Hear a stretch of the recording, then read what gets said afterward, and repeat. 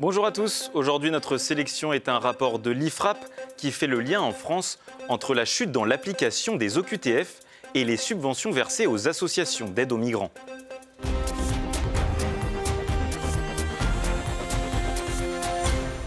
Le sujet des OQTF, obligation de quitter le territoire français, enflamme le débat public.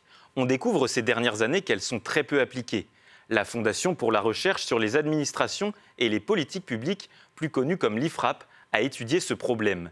Dans son rapport d'octobre, elle analyse l'apparente impuissance publique sur la question.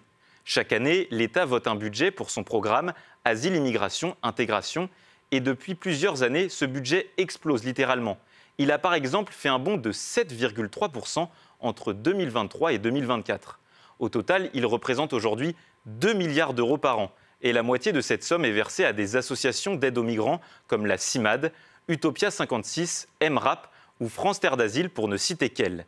Chez nos confrères d'Europe 1, Agnès Verdier-Molinier, la directrice de l'IFRAP, pointe ces associations qui militent pour un accueil inconditionnel. Ces dernières multiplient les recours juridiques et paralysent parfois le processus d'expulsion. L'État, de son côté, n'investit que 64 millions d'euros pour l'éloignement des migrants en situation irrégulière et 57 millions dans les CRA, les centres de rétention administrative. C'est tout juste le 10e des subventions aux associations, d'après un rapport du Sénat. Cette différence énorme expliquerait les mauvais résultats dans la gestion des crises migratoires. Selon France Bleu, par exemple, moins de 7% des OQTF ont été appliqués en 2022. C'est 15% de moins en 10 ans.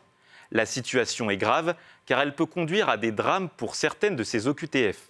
Le Figaro Vox nous rappelle le cas de la famille Mogouchkov qui devait être expulsée en 2014 pour tendance salafiste. Soutenue par des associations, la famille a pu rester en France. Sauf qu'en 2019, l'un des fils a fomenté un attentat contre l'Élysée et son frère est aujourd'hui mis en examen pour l'assassinat du professeur de français Dominique Bernard. Il s'agit donc d'un enjeu de sécurité important. Pour en savoir plus et échanger sur ce thème, retrouvez-nous sur Internet et les réseaux sociaux.